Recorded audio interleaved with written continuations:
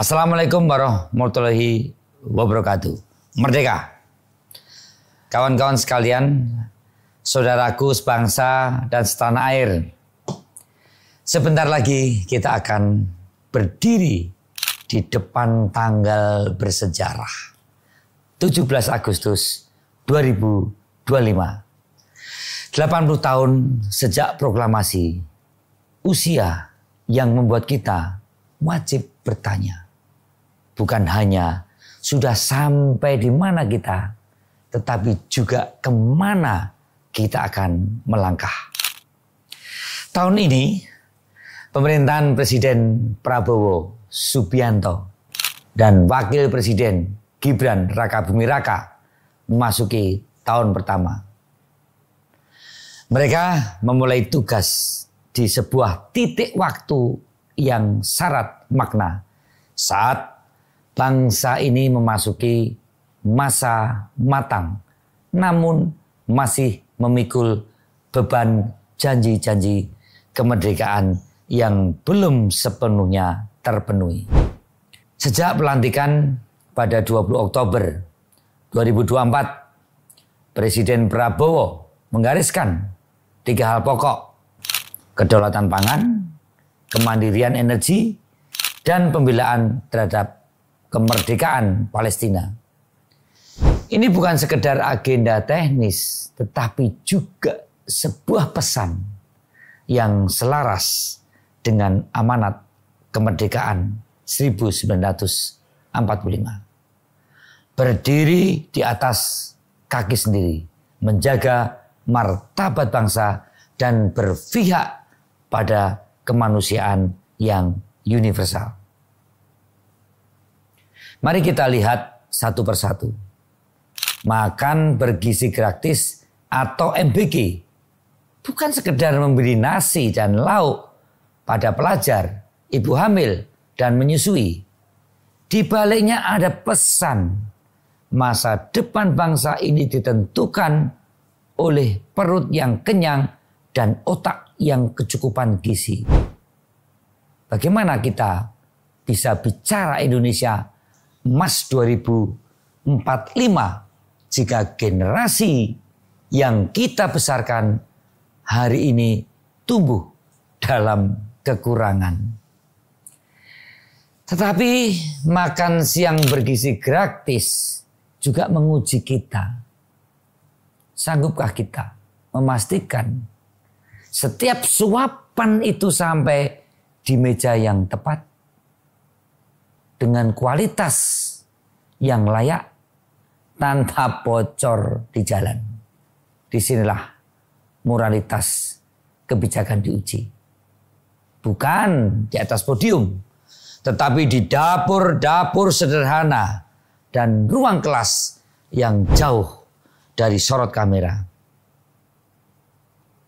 Cek kesehatan gratis atau CKG dengan target 60 juta warga.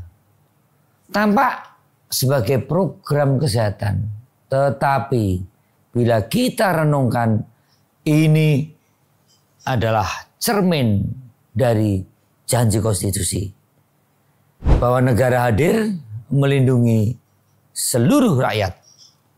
Pertanyaannya, beranikah kita memastikan perlindungan itu sebagai keadilan akses, di mana warga di pulau terluar merasakan layanan yang sama dengan mereka yang tinggal di pusat-pusat kota? Disinilah kesehatan menjadi bukan hanya urusan medis, tapi juga keadilan sosial. Swasembada pangan adalah kata lama yang telah kita dengar sejak era para pendiri bangsa. Kini petani mulai merasakan hasil panen baik, pasokan stabil. Forum Public Hearing Juni 2025 menegaskan bahwa petani merasa puas, panen berjalan baik, dan ketahanan pangan makin terjaga. Tapi kedaulatan pangan tidak boleh berhenti di gudang beras yang penuh. Ia harus bertahan di tengah perubahan iklim, fluktuasi harga, dan permainan pasar global. Pertanyaannya, sanggupkah kita melindungi petani dari harga? Sanggupkah kita melindungi petani dari ketidakadilan pasar? Sambil memastikan anak-anak kita makan dengan harga yang terjangkau. Sekolah rakyat adalah program berasrama untuk anak-anak dan keluarga kurang mampu. Lampung menjadi salah satu titik awal dari 100 lokasi yang direncanakan.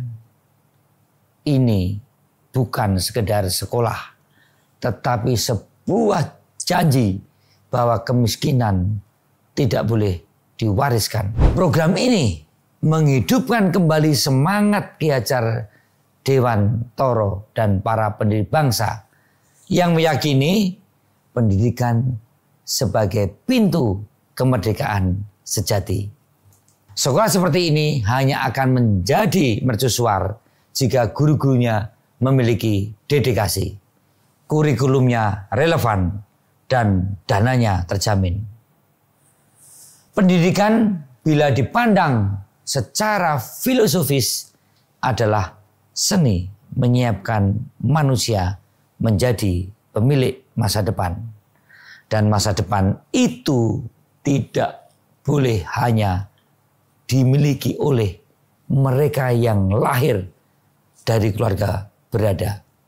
Dana abadi atau Danantara yang diluncurkan 2025 dengan nilai aset BUMN hingga 900 miliar dolar Amerika adalah instrumen keuangan. Tetapi jika kita melihatnya dari sisi sejarah, ini adalah ujian besar integritas.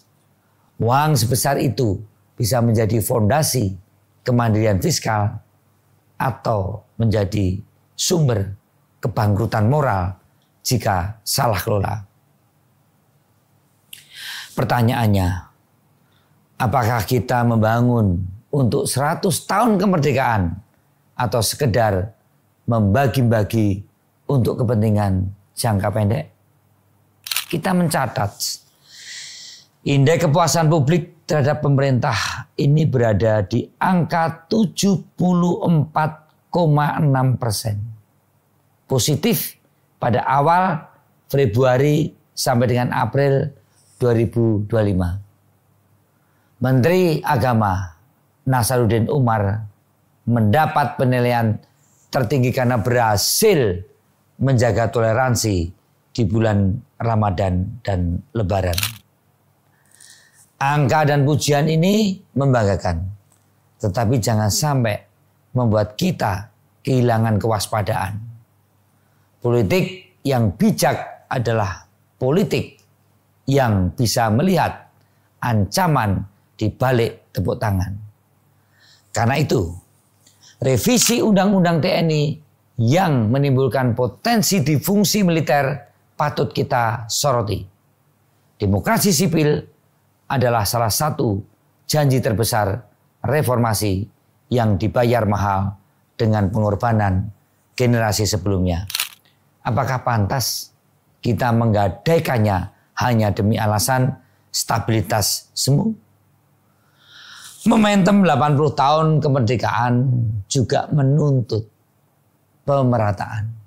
Pembangunan ibu kota Nusantara, infrastruktur transportasi, dan koneksivitas digital harus berjalan beriringan dengan penguatan sumber daya manusia di daerah tertinggal. Tanpa itu, kemerdekaan akan terasa timpang bagi sebagian warga. Kawan-kawan, pidato kenegaraan yang akan disampaikan Presiden pada tanggal 15 Agustus 2025 di sidang bersama DPR MPR nanti bukan hanya laporan kinerja. Ia adalah pernyataan arah. Seharusnya bukan hanya berisi daftar program, tetapi juga jawaban terhadap pertanyaan. Nilai apa yang sedang kita jaga? Masa depan seperti apa yang ingin kita bentuk?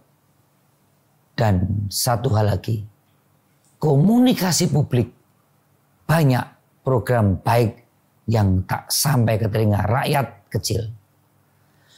Ini ibarat membangun rumah megah tetapi tidak memberitahu pemiliknya di era digital. Keberhasilan harus disampaikan dengan bahasa yang membumi.